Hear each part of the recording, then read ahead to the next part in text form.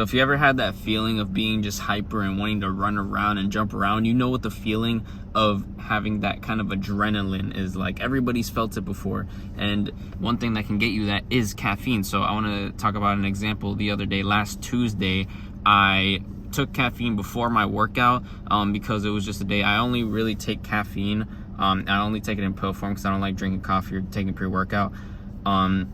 I always take it before if I am tired on a certain day or if I'm jumping, because when I'm jumping I get more out of the workout because that's the most specific thing I'm training for.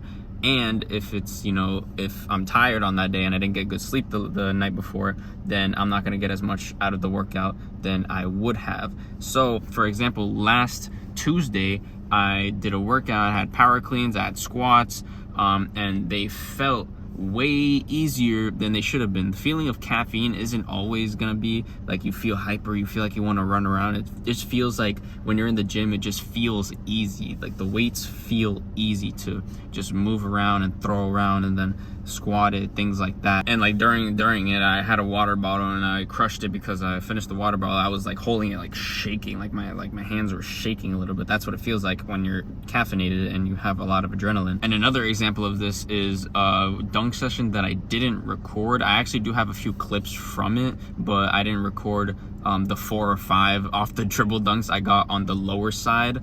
I got like 4 or 5 of them because one, there was a whole lot of people around. You're gonna see there was a whole bunch of people around, right? So that's gonna cause a lot more adrenaline in itself. And 2, I took like 2 freaking pills. It was like 400 milligrams. So I was like full of energy that day. So dunking was way easier than it was on like a regular day if I just didn't take any caffeine and I just went. Or if I'm like tired on that day, especially if you're tired on that day, you're not gonna be at your best performance. So like I said before, if it's a day where you're tired, you didn't get enough sleep, it would be a good idea to take caffeine. If you didn't get a good night's sleep before, you are not gonna get nearly as much out of the workout than you did if you just actually did get a good night of sleep last night. So caffeine can help that with that a lot. And since what we're training for specifically is jumping, when you jump and you take caffeine, jumping feels a lot easier. And since jumping is the most specific thing that we're training for, you're gonna get a lot more out of it. In the long run, when you do that, you are gonna have a lot more gains and a lot more progress from doing that. Because if you're not jumping at 110% every time, you are honestly not gonna get that much progress, because jumping in itself will progress you to a certain level until you start feeling pain. That's why kids at a young age, if they were to jump and dunk at a young age and then do that over their youth and then into their teen and adult years, it would just stack on top of each other. That's why they would make so much progress. That's why they would have, for example, like for some like NBA players or like pro dunkers, like if some of them have been jumping since they were a kid, that's gonna be very beneficial and it's gonna be very good long term for them. So adrenaline is a huge performance booster in your just athleticism in general when you're going to the weight room or you're jumping, and caffeine helps with that a lot. But obviously you don't want to overuse it.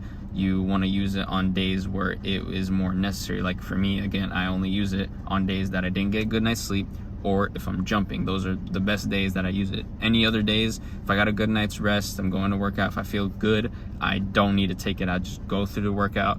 And that's another thing. You don't want to have a tolerance with it, and you don't want to rely on it. You never want to rely on any kind of supplement, any kind of stimulant. And like the example before, more people, the more adrenaline, because especially if it's a bunch of men. Because I have another funny story. I forgot what the name is called, but it's basically when there's like a meeting that the school needs to go to. This one was a boys only meeting. So in this meeting, there was a whole lot of men, well, teenagers, and like testosterone, full of testosterone. Even the men that were there were getting hype. So it was a boys only thing. So then you can imagine how that went.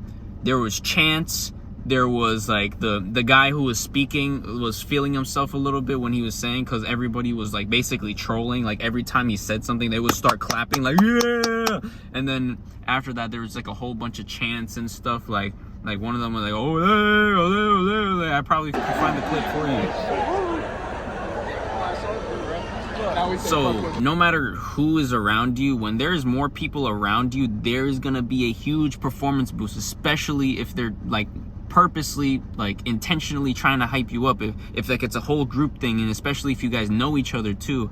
If it can be a huge performance booster when you have that kind of support and that kind of energy from other people, that kind of energy to where people are pushing you to become your best. That is pretty much with anything. Like if you have a workout buddy, like a workout partner, whatever, like they're pushing you to reach failure, whatever it is, a gym bro, that's what the fuck it's called.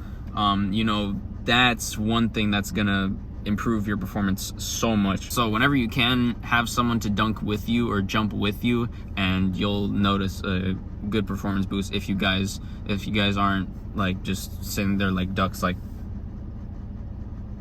looking at each other when they dunk, like, hey, good job, bro. And so now going back to caffeine, how much would I recommend you take? I recommend you take like 100 milligrams. The caffeine pills that I have are always 200 milligrams, so that's a safe range, 100 to 200 milligrams.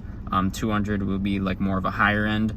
I would not recommend going above like 400 unless if you're purposely trying to like fucking like feel all jittery and like ready to just like throw yourself in the air and do some crazy stuff. Like sure, go ahead. If it's really like a special event, like some kind of event like dunk camp that's coming up, I'm not going to it because I don't have the financial for that.